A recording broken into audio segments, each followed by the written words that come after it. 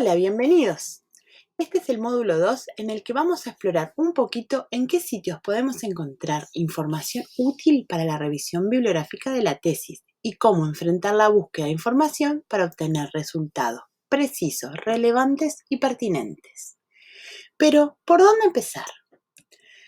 Casi con seguridad, a cualquiera que le preguntemos cómo encarar una búsqueda de información, piensa en primer lugar en Internet, lo cual es muy lógico, ya que en Internet está alojada una gran cantidad de información que crece día a día en forma exponencial. El problema al que nos enfrentamos es que dicha información no siempre es fiable y existe una multiplicidad de fuentes de información, por lo que la pregunta continúa: ¿por dónde empiezo? Seguramente cuando todos buscamos información de cualquier tipo, estamos muy acostumbrados a entrar a Google, tipear unas cuantas palabras y encontrar lo que más o menos necesitamos.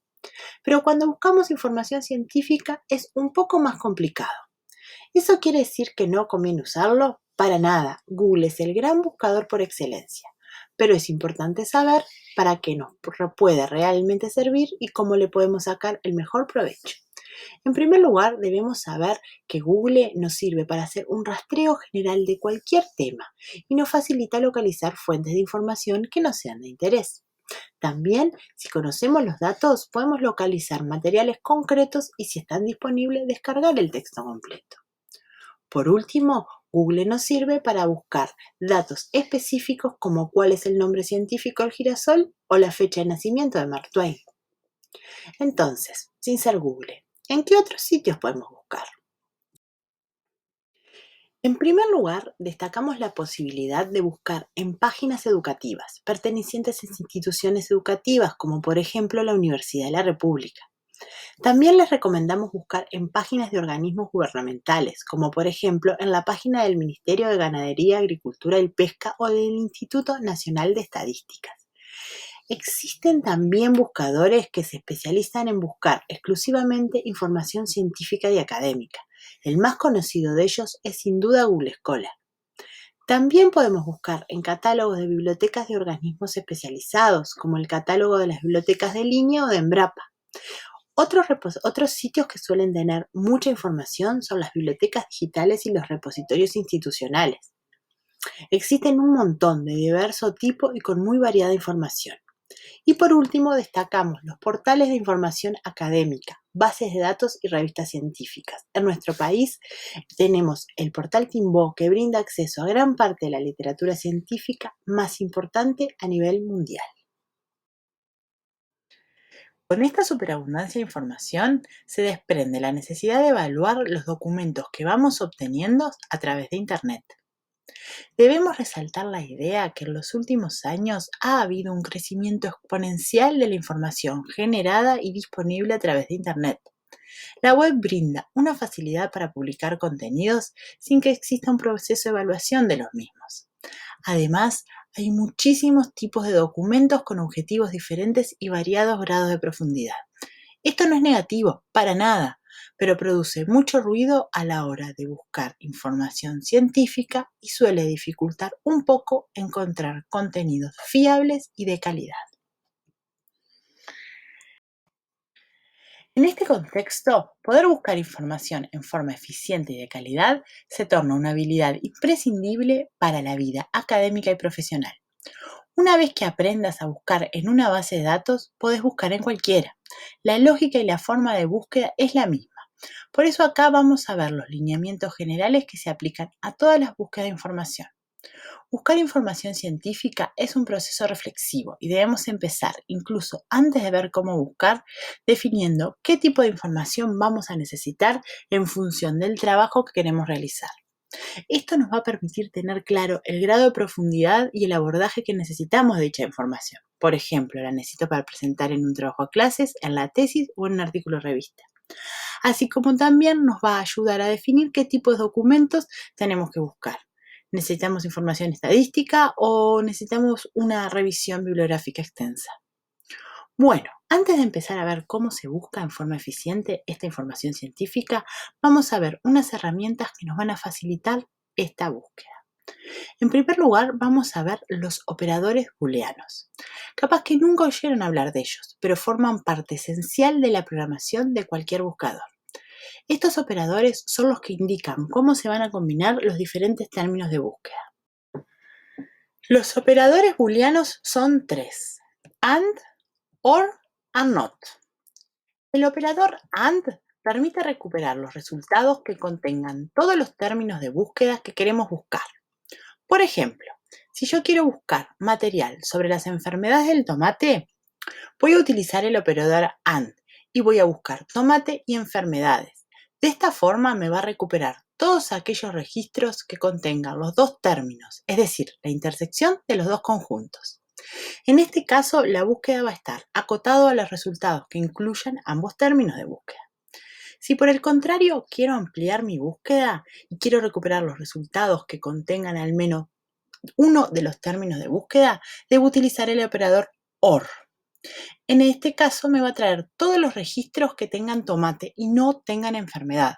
Aquellos que solo me hablen del cultivo, por ejemplo.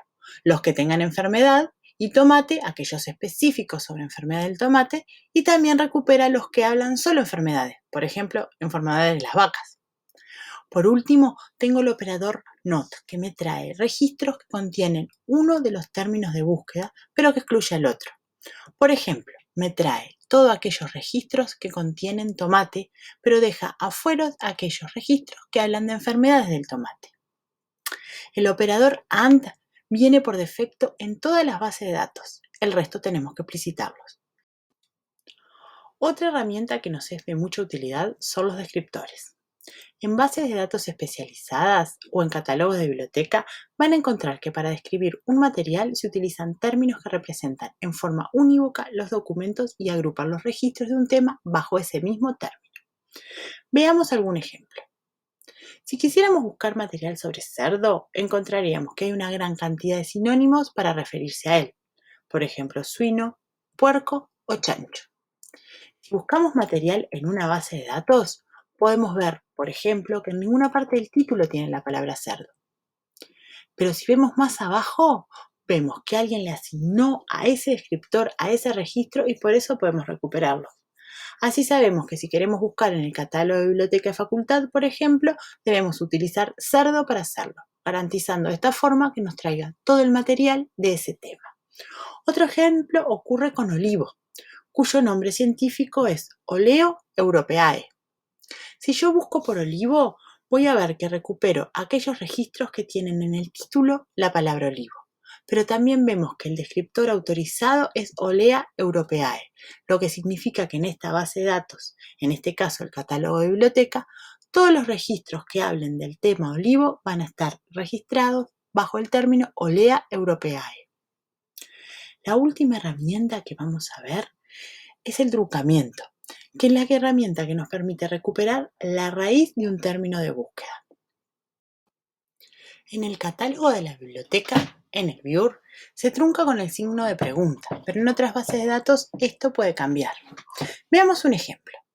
Si yo busco la raíz de plant y le agrego el signo de pesos, voy a recuperar plants, plant, planta, plantas, plantines, entre otras cosas. Esto nos ayuda en una misma búsqueda a buscar por plural y singular, femenino masculino, o incluir palabras que tengan la misma raíz en inglés o en español, por ejemplo. Bueno, teniendo en cuenta que podemos utilizar todas estas herramientas, vamos a ver cómo podemos realizar una buena estrategia de búsqueda. En primer lugar, debemos definir el tema de búsqueda y analizar el problema. Es importante pensar con cuidado qué pregunta queremos responder y qué fuentes de información necesitamos para ello. Esto puede variar dependiendo de qué tipo de investigación vamos a realizar. El segundo punto, y esto es esencial, es la elección de las palabras clave. Tenemos que elaborar un listado con palabras clave sobre temas que vamos a buscar. ¿Qué son las palabras clave? Simple, son términos compuestos por una o más palabras que representan el tema a buscar. Siempre debemos pensar en sinónimos y en varias combinaciones de la misma. Luego vamos a realizar una búsqueda preliminar. Es importante tener en cuenta el contexto en donde está inserto el problema o tema a buscar, a qué disciplina pertenece y los limitadores temporales y geográficos. Luego, debemos recordar que toda búsqueda supone un proceso de selección y descarte. Para ello, es importante tener una actitud crítica frente a los resultados, ya que no todo lo que recuperemos nos va a servir a nuestra búsqueda. Seleccionar la información que es de útil y de calidad es un paso muy importante. Por último, debemos evaluar y reformular la búsqueda. De acuerdo a los resultados y a nuestro análisis de ellos, habrá que acotar la búsqueda en caso de haber encontrado mucha información o ampliar la búsqueda por si al contrario hemos encontrado muy poca. Como hemos dicho antes, una buena elección y combinación de palabras clave permite recuperar información relevante y pertinente. Por eso es muy importante seleccionarlas con cuidado. Tenemos que tener en cuenta que el título de la tesis no suele representar la información que yo quiero buscar. Para entender mejor esto, vamos a ver algunos ejemplos de cómo traducimos el tema a buscar en palabras claves. Imaginemos, por ejemplo, que queremos buscar información sobre respuestas cerdos a dieta con soja integral. En este caso, las palabras claves que podemos identificar son cerdo, dieta y soja.